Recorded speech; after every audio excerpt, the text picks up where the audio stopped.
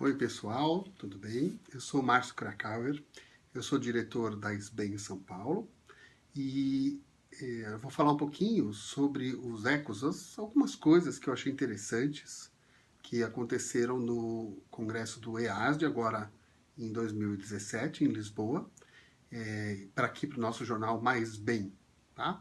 Eu sei que a gente não tem muito tempo, então eu vou falar meio depressa algumas coisinhas que são muito interessantes, eu vou falar muito pontualmente de cada coisa, tá? Alguns itens, não tudo, não dá para cobrir o congresso inteiro num vídeo curto. Então, uma das coisas que me chamou a atenção é o estudo TECOS, que a gente já conhece de algum tempo, de sitagliptina, que é neutro para doença cardiovascular, que no momento risco, mas eles mostraram que eu estou lendo aqui no meu computador, que a sitagliptina diminuiu a progressão para a entrada na insulina. Dentro desse estudo de doença cardiovascular, os indivíduos que usavam uma gliptina DPP-4 tiveram uma redução da incidência de insulinização posterior. Então, um estudo bastante... É uma continuação do estudo, né, muito interessante do estudo TECOS. Ponto número 2 é um estudo chamado Removal, que foi utilização da metformina para diabéticos tipo 1. Então, a metformina para diabéticos tipo 1 na tentativa de reduzir o risco cardiovascular ou da doença aterosclerótica, né? E, enfim, esse estudo já foi apresentado no ADA e ele acabou não dando resultado positivo. Então, a metformina ficou como neutra, como não funcional para a questão cardiovascular com a metformina. Mas é interessante porque eles falaram agora no EASD que isso abre um pano para poder a gente ter outros estudos para drogas para diabetes do tipo 1. Tá? Terceiro ponto foi o Duration 8. O Duration 8 é um estudo utilizando dapagliflozina e exenatide de longa duração, que é o dieta que dura uma semana, com perda de peso, perda de pressão, controle melhor do diabetes, e que não teve nenhuma questão de segurança. E o mais interessante dessa parte do estudo que lançaram agora é que teve menos náusea no grupo que usou essa mistura de exenatidilar com a dapagliflozina do que do grupo que não usou. É interessante, não se sabe bem o porquê, mas é interessante. Teve menos náuseas, 5,6 contra 9,6, até significativo, né?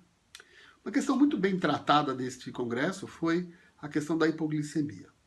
Então, teve uma grande palestra do professor Brian, que mostrou que hipoglicemia não é apenas uma coisa que acontece naquele momento, que tem complicações, relação com as complicações micro e macrovasculares do diabetes e também com questões cognitivas, com aumento do risco das demências também. Então, que a gente deve, de qualquer maneira, evitar as hipoglicemias nos nossos pacientes com diabetes, tanto tipo 1 como tipo 2.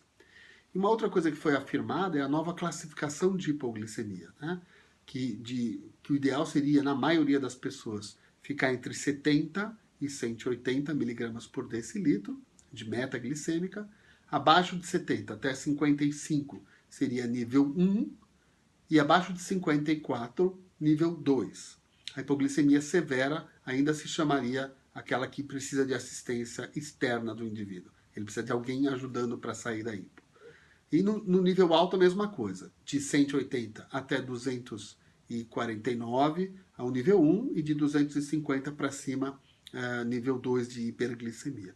Então são conceitos novos que os próximos estudos vão trabalhar bastante. Nós vimos também um estudo de insulina oral, insulina basal oral.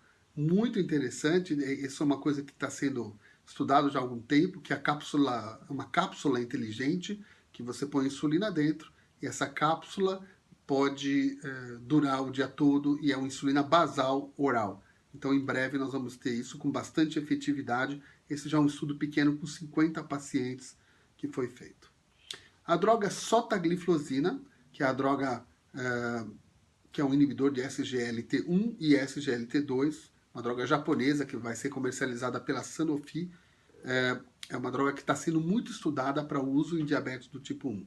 Nós já temos visto muita gente utilizando, né, SGLT2 em diabéticos tipo 1, não é recomendável no momento ainda utilizar esse tipo de droga nesse tipo de paciente, mas esses são estudos, foi apresentado pela professora Chantal Mathieu, que é uma belga muito que trabalha muito nessa área e que deu uns resultados excepcionalmente bons para quem usava essa droga, com um risco, claro, de aumento de cetoacidose, porém, que estão sinais que a gente tem que ter nesses pacientes tomando para evitar essas cetoacidoses.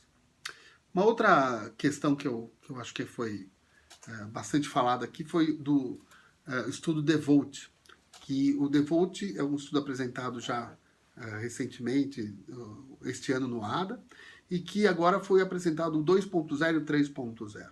O 2.0 é o estudo de variabilidade glicêmica, que mostra que a insulina degludec tem menor variabilidade glicêmica, e também o estudo 3.0 sobre o risco de hipoglicemia. Então, que os indivíduos que utilizaram a insulina degludec tiveram menos hipoglicemia do que os que utilizaram glargina 100, em torno de 40% de hipoglicemia severa e 53% menos de hipoglicemia noturna. E esses indivíduos têm menor risco, então, de morte por todas as causas. A mortalidade por todas as causas foi reduzida. E aí eles criaram uma calculadora muito interessante sobre hipoglicemia para calcular o risco de hipoglicemia dos nossos pacientes. Então, você coloca lá idade, glicemia de jejum, a variabilidade, e ele dá o risco de hipoglicemia nessa calculadora que eles apresentaram. Bom, em poucas palavras, em poucos minutos, eu queria dar esses recados. Claro que tem muita coisa, mas quem tiver vontade vai ter bastante coisa para pesquisar. Eu também fico à disposição para falar com vocês sobre as coisas que eu assisti no Congresso Europeu de Diabetes. Um abraço a todos vocês e até a próxima.